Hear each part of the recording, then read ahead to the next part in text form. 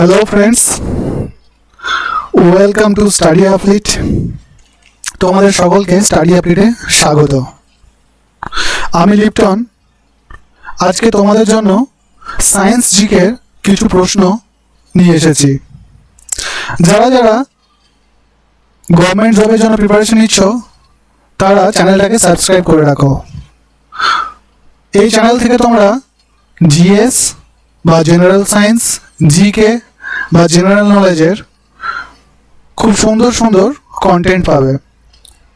দেখো, দেরি না করে আজকে আমাদের প্রথম প্রশ্নের দিকে যাই যে সোনা মৌলটির রাসায়নিক প্রতীক কি। তো সোনা মৌলটির রাসায়নিক প্রতীক হলো অর বা AU।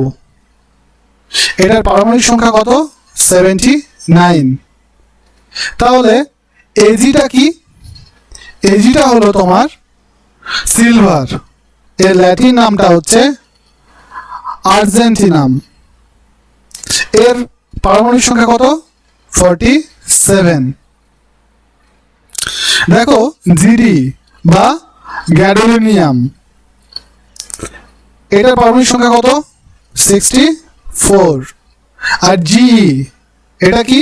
এটা হচ্ছে আমাদের জার্মেনিয়াম, যেটার পারমাণবিক সংখ্যা হচ্ছে 32।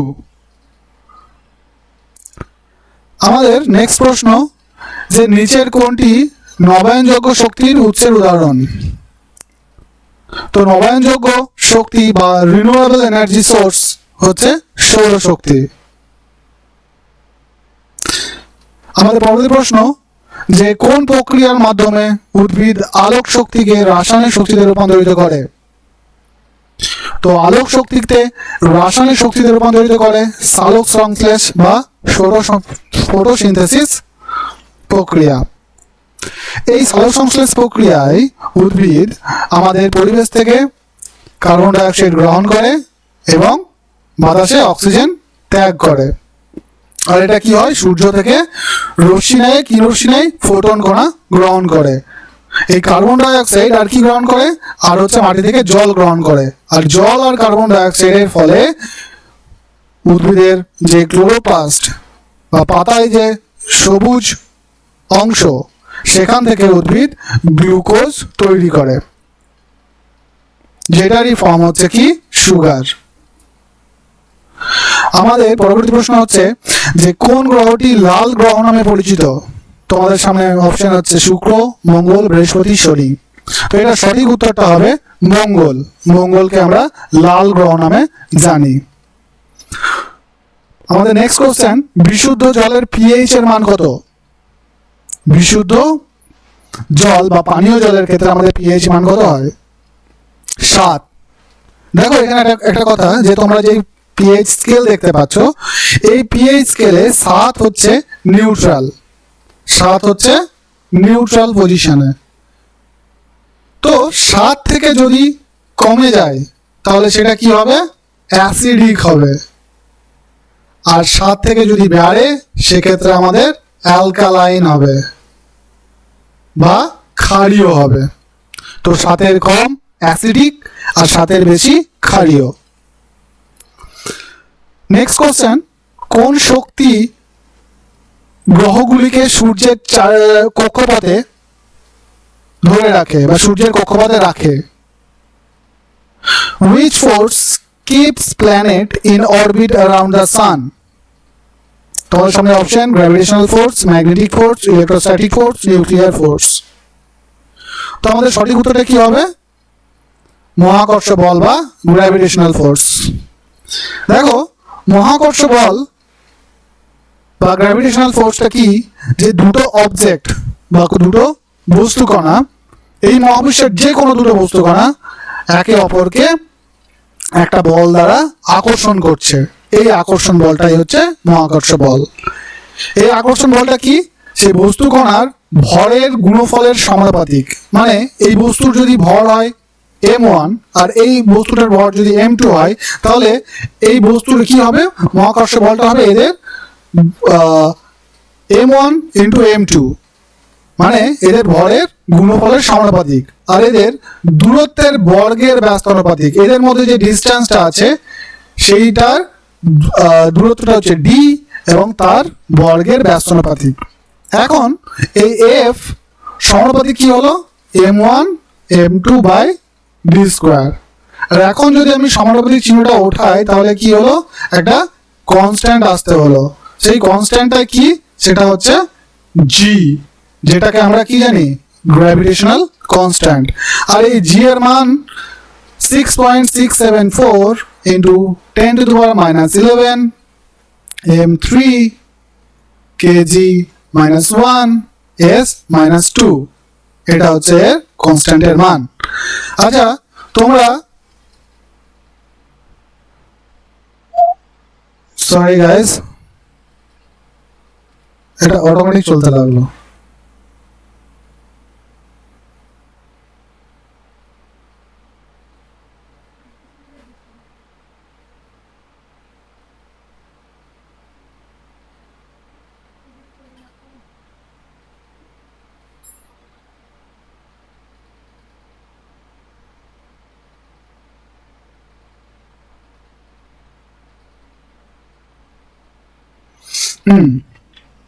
এখন জি এর মান হলো এইটা। আচ্ছা আমাদের নেক্সট কোশ্চেন, যে পদার্থের ক্ষুদ্রতম একক কি যা একটি উপাদানের বৈশিষ্ট্য ধরে রাখে? তো পদার্থের ক্ষুদ্রতম একক হলো পরমাণু বা অ্যাটম। দেখো পরমাণুর কেন্দ্রে আমাদের প্রোটন আর নিউট্রন থাকে, যেটা নিউক্লিয়াসে অবস্থান করে, আর কেন্দ্রের বাইরের কক্ষপথে থাকে ইলেকট্রন। তো প্রশ্ন আসতেই পারে যে প্রোটন, নিউট্রন, ইলেকট্রন কে আবিষ্কার করে? দেখো প্রোটন আবিষ্কার করে একটা হচ্ছে রাদারফোর্ড আর একটা হচ্ছে গোল্ডস্টেইন। এখন অনেক সময় কনফিউশন হয় যে রাদারফোর্ড না গোল্ডস্টেইন। তো রাদারফোর্ড এটার নামকরণ করে, আর গোল্ডস্টেইন কি করে যে এটাকে প্রথম পর্যবেক্ষণ করে যে একটা পজিটিভ এক্স রশ্মিকণা, এটা কি হয় যে তোমার এক্স রে প্লেটে একটা পজিটিভ কণা বিক্ষিপ্ত হচ্ছে বা ওইদিকে আকর্ষিত হচ্ছে, এই পজিটিভ কণাটাই নাম দেয় তখন প্রোটন। তো আবিষ্কারক হচ্ছে গোল্ডস্টেইন, নামকরণ করছে হচ্ছে রাদারফোর্ড। আর নিউট্রনকে আবিষ্কার করেন, নিউট্রন আবিষ্কার করেন চ্যাডউইক।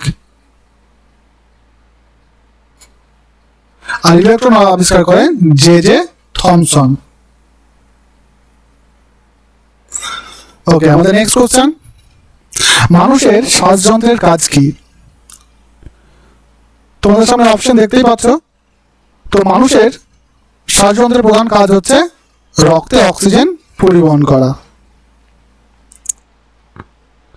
আমাদের নেক্সট কোশ্চেন, কোন প্রক্রিয়ায় তরল অবস্থার মধ্য দিয়ে না গিয়ে একটি কঠিন সরাসরি গ্যাসে রূপান্তরিত হয়? তোমাদের সামনে অপশন কি আছে? Evaporation, sublimation, condensation, melting. তো একটা পদার্থ যে পদার্থের তিনটে স্টেট, কঠিন, তরল, গ্যাসীয়। এখন কঠিনটা তরল না হয়ে ডিরেক্টলি হয়ে গেল গ্যাসীয়, সেক্ষেত্রে এই যে রূপান্তর সেটাকে বলা হয় সাবলিমেশন। দেখো এটা কঠিন আই সেটা স্টিমে পরিণত হচ্ছে, আর এইটা যদি ডিরেক্টলি হয় তো সেটাকে বলছে সাবলিমেশন। এটার বাস্তব উদাহরণ কি? আমাদের কর্পূর। কি হয়, আমরা কঠিন অবস্থায় দেখি কিন্তু কিছুক্ষণের মধ্যে যদি খোলা অবস্থায় রেখে দিই তাহলে সেটা উবে যায়। আর ঠিক এর উল্টোটাই হচ্ছে কি ডি সাবলিমেশন, বা এর আর একটা নাম হচ্ছে ওভার ফ্রোস্ট। আমাদের নেক্সট কোশ্চেন, স্নায়ুতন্ত্রের প্রধান কাজ কি? What is the main function of nervous system? তো আমাদের স্নায়ুতন্ত্রের প্রধান কাজ হলো শরীরের কার্যক্রম নিয়ন্ত্রণ ও সমন্বয় সাধন। দেখো স্নায়ুতন্ত্রের প্রধান কাজ আমাদের শরীরের কার্যক্রম নিয়ন্ত্রণ ও সমন্বয় সাধন। নিচের কোনটি greenhouse gas? Oxygen, carbon dioxide, nitrogen, hydrogen. তো আমাদের গ্রিন হাউস গ্যাস হচ্ছে কার্বন ডাই অক্সাইড। দেখো এই গ্যাসের ফলে যে ইফেক্ট আমরা পাই সেটা কি বলছি? Green house effect. এর ফলে কি হয় যে সূর্য থেকে যে তাপ আমরা রেডিয়েশন পদ্ধতিতে পাই সেটা পৃথিবীতে সারফেসে অ্যাবজর্ব হয়, আর কিছুটা তাপ বিকিরিত হয়ে আবার বা প্রতিফলিত হয়ে আবার মহাশূন্যে ফিরে যায়। কিন্তু এই গ্রিন হাউস গ্যাসগুলির উপস্থিতির ফলে কি হয় যে তাপ সরাসরি পুরোটা প্রতিফলিত হয়ে বাইরে না গিয়ে কিছুটা পরিবেশের ভিতরেই রয়ে যায়, আর যেটা কি করে আমাদের পরিবেশের তাপমাত্রার বৃদ্ধি ঘটায়। দেখো এখানে কোথা থেকে আমরা গ্রিন হাউস গ্যাসগুলি পাই, সেটা হচ্ছে আমরা স্প্রে থেকে পাচ্ছি, এরোপ্লেনের জ্বালানি থেকে পাচ্ছি, আমাদের যে ভেহিক্যাল আছে সেখান থেকে পাচ্ছি, আমাদের বিভিন্ন যে পাওয়ার প্ল্যান্ট আছে সেখানকার থেকে পাচ্ছি। মেনলি থার্মাল পাওয়ার প্ল্যান্টের থেকে এই গ্যাসের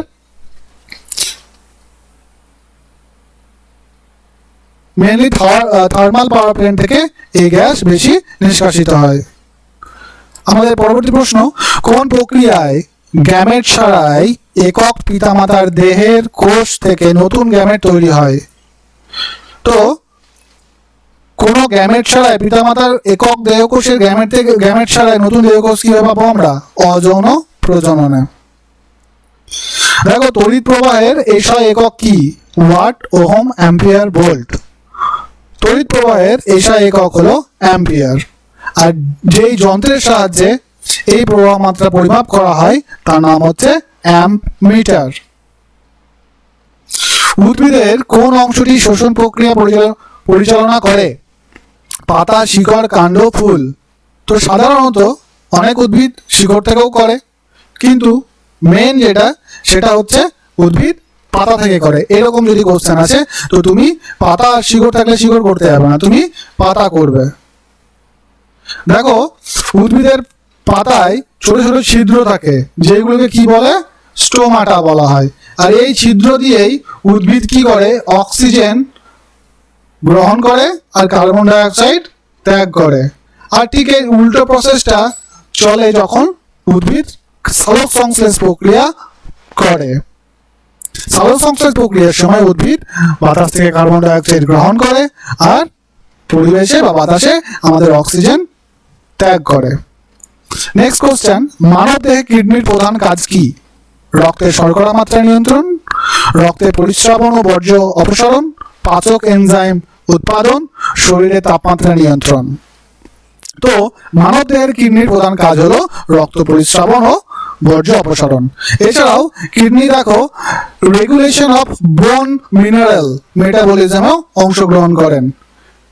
ঠিক আছে, আর দেখো আমাদের রক্তের যে পিএইচ সেটাকেও নিয়ন্ত্রণ করে কে? এই কিডনি। আর তাছাড়াও রক্তে যে আমাদের আরবিসি বা রেড ব্লাড সেল, এটারও প্রোডাকশন বা রেগুলেশনে মুখ্য ভূমিকা গ্রহণ করে kidney. International system of units এ বল পরিমাপের একক কি? বলের এসআই একক আমরা জানি নিউটন। আচ্ছা, আমরা জানি বিজ্ঞানী আইজাক নিউটনের নাম থেকেই এই নিউটন এককের নামকরণ হয়েছে। তো নিউটনের প্রথম সূত্র থেকে আমরা বলের সংজ্ঞা পাই, আর দ্বিতীয় সূত্র থেকে আমরা বলের মান পাই। এটা খেয়াল রাখবে। নিচের কোনটি আলোর প্রাথমিক রং নয়? লাল, নীল, হলুদ, সবুজ। দেখো আলোর প্রাথমিক রং নয় হচ্ছে হলুদ। লাল, নীল, সবুজ এই তিনটেই হচ্ছে প্রাথমিক রং। দেখো তোমরা ডায়াগ্রামটা দেখতে পাচ্ছ, এখানে যেই ইয়েলো, হোয়াইট, ম্যাগেন্ডা, সিয়ান এই চারটে যে কালার সেটা হচ্ছে আলোর সেকেন্ডারি কালার। আর প্রাইমারি কালার সেটা হচ্ছে এই তিনটে, লাল, সবুজ আর নীল। পৃথিবীর বায়ুমণ্ডলের সবচেয়ে বেশি কোন গ্যাস? পৃথিবীর বায়ুমণ্ডলের সব থেকে বেশি উপস্থিতি হচ্ছে নাইট্রোজেনের। তো নাইট্রোজেন প্রায় আমাদের বাতাসে বা আমাদের বায়ুমণ্ডলে 8% মতো অবস্থিত, আর অক্সিজেন 21% মতো। এটা অক্সিজেন, কিন্তু যদি বলি আয়তনের দিক থেকে অক্সিজেন উপস্থিতি, সেটা হচ্ছে 23%।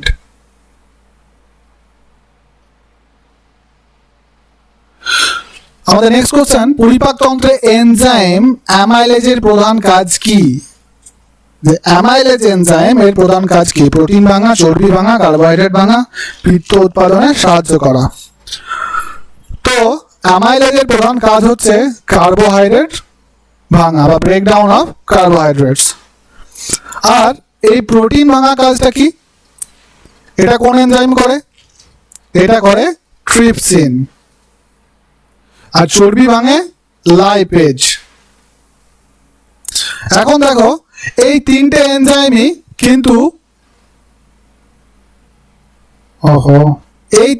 এনজাইমই কিন্তু আমাদের প্যানক্রিয়াস থেকে ক্ষরিত হয়। আমাদের নেক্সট কোশ্চেন, নিচের কোনটি রাসায়নিক পরিবর্তনের বৈশিষ্ট্য?